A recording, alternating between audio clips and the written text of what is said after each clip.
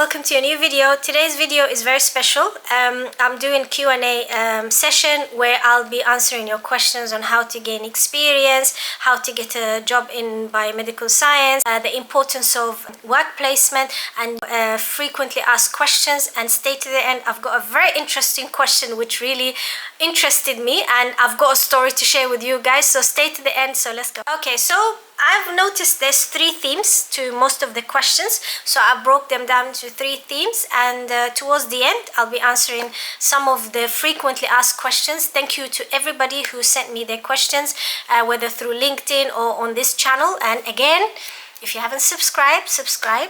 And if you have any questions, please feel free to drop me questions. And also, I've seen some of your questions on Instagram, but like I said, it's very difficult. But you know, it's very difficult to go through all the social media when you're managing your own, because I like to manage my own social media. I know people can give it to agencies, but I like to do my work myself. Anyway, so let's crack on. The first theme I've noticed is gaining experience in biomedical science. Getting experience is very difficult. I had the same difficulty because my degree wasn't accredited, and also I didn't have no lab experience.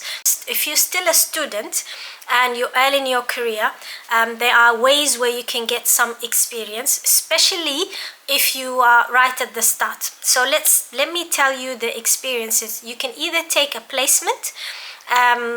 If you're lucky enough that your university is providing a sandwich here, definitely take it. If your university is not offering that, I would advise you to speak to the career advisors, because they'll have links to employers such as NHS or other companies. So if you were not successful, again, consider the local hospitals or labs or even private labs or research companies, and apply and be persistent, because that will emphasize your eagerness to learn. And remember, previously I mentioned about pitching, where you send a letter and you pitch for yourself. That's a way to put yourself in. The second option is volunteering. I know nobody likes to volunteer. I had to do volunteering, and every person I spoke to, they had to do volunteering.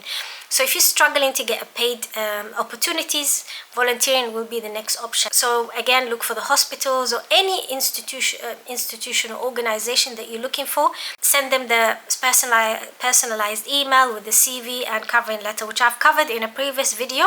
I might be sharing the slide now or next. So that's another way you'll still have to pitch for yourself. And my favorite topic is networking. Use LinkedIn. If you have not created a LinkedIn account, do it today, because this way you will connect with professionals. Like I always say, LinkedIn is your digital CV. This is a way to show that you exist, basically. And don't be afraid to reach out and send a polite message asking for advice for opportunities, like you guys did. You contacted me to ask for advice, and I respond. All professionals like to offer help. And I always mention, and I always add the slide about the importance of work experience, because the job market is very competitive, and it's always been anyway since my days.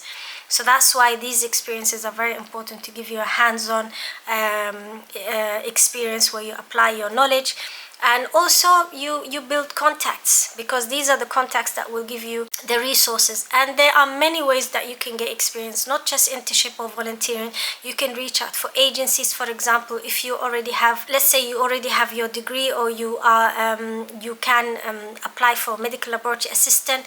You can reach out for the hospital directly, to the bank staff, like I mentioned in a previous video, and again, networking events. So there are several ways where you can get experience. And like I share, this is the slide where I share about how you pitch, and I've explained it in full details in one of my videos, so check out those videos.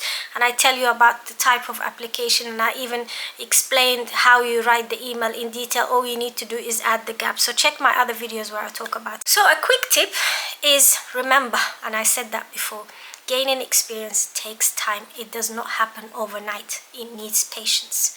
I know when you're young, you want to gain experience, but you know what? You're growing. So be patient and be consistent, because opportunities will open up eventually. The second theme, or the second challenge that I see most of the questions that I got, is how to get that first job in biomedical science. I know it's difficult, and know how it feels when you put yourself out there. So securing your first job can be very daunting. So there are several ways that you can overcome that. Don't send a default CV to everybody. I hate it myself. I hate doing it, and I would avoid it. There's many applications I've filled. I never finished because I did the CV, I did the covering letter, and then I had to fill the application. I just didn't continue. So if you don't have any experience, or you have experience, still highlight your coursework, your laboratory skills, and any skills that you might have had in the laboratory. Let's assume you have some volunteering, so if you worked in specimen reception or any other activities, or any other skills that you have gained. Understand the job market. Like I said, LinkedIn is a good way where you start exploring the job market and what's going on. And don't just look for trainee position. I know trainee is the automatic job, but look for the medical laboratory assistant, biomedical science assistant, support worker, these supporting roles, associate practitioner. That's a favorite one because that's the closest to a trainee.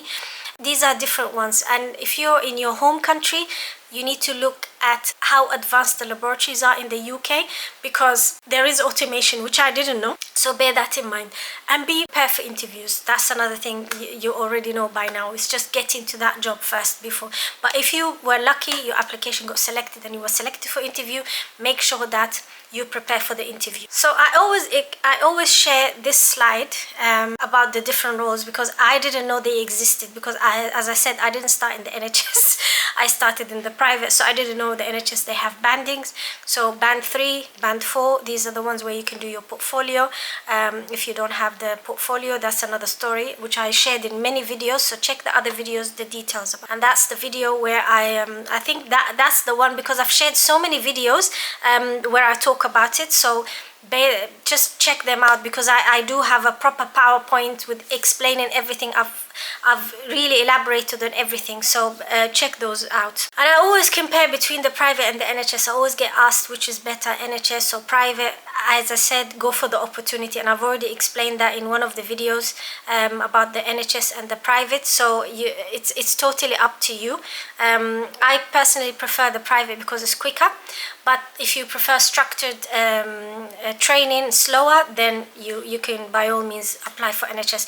But to get your foot in the job market, consider the private. So a quick tip I would share with you.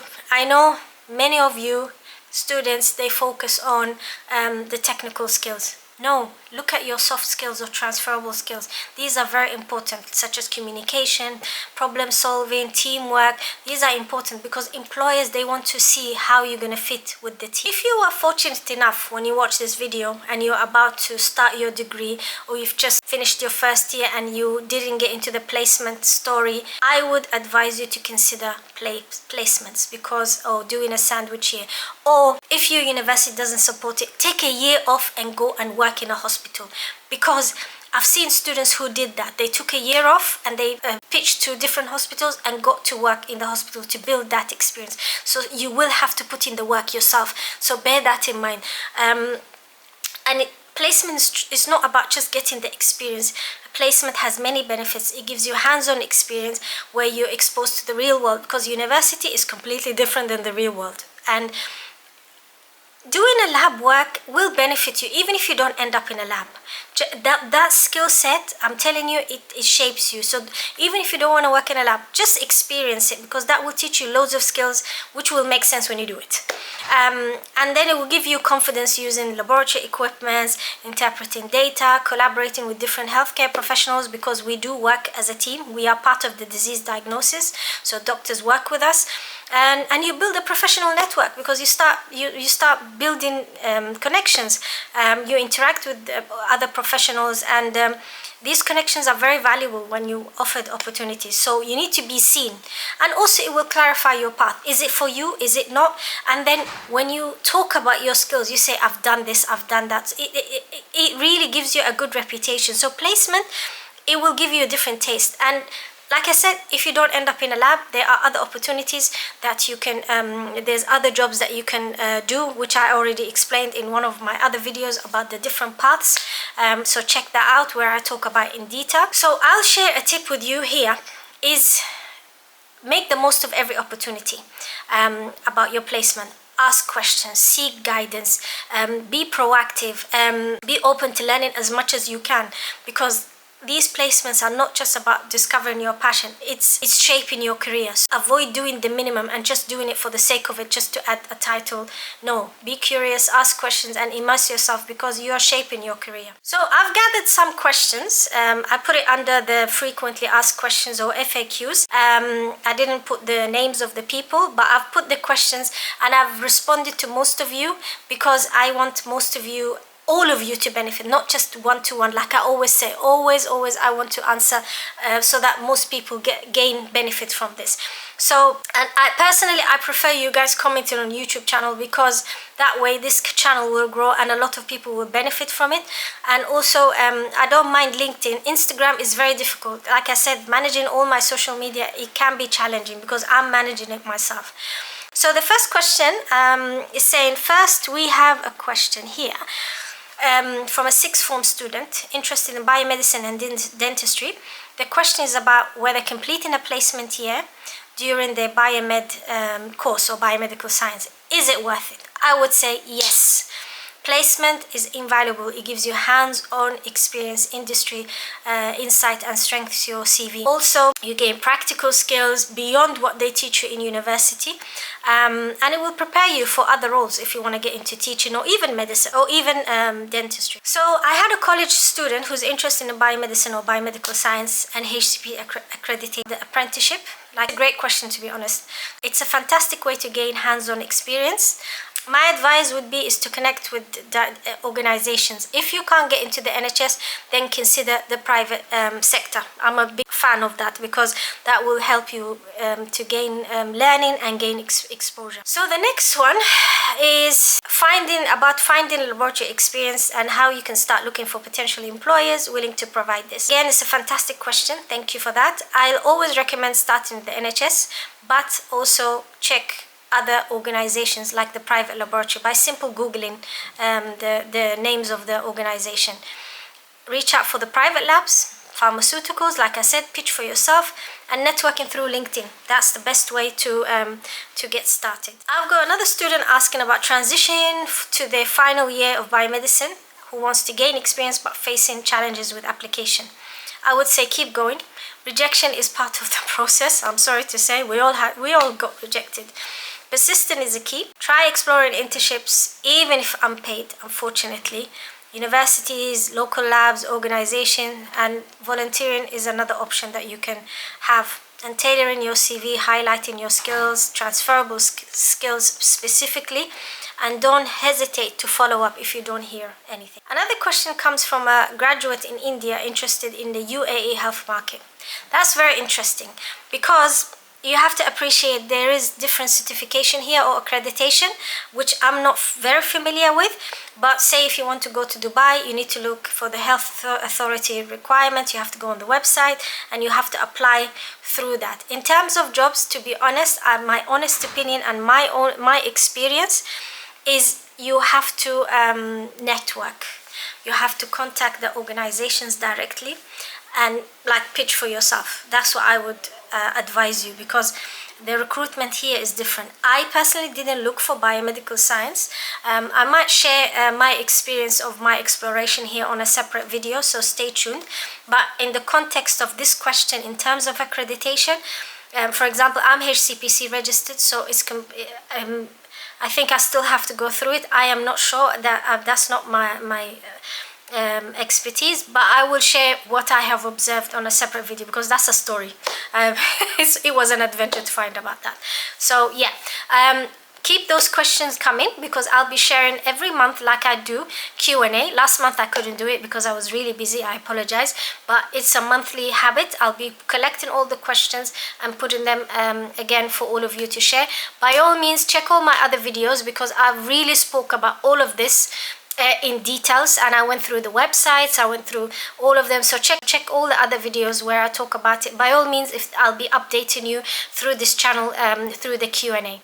So just to recap, these are the main questions. Is a placement year worth it? Yes.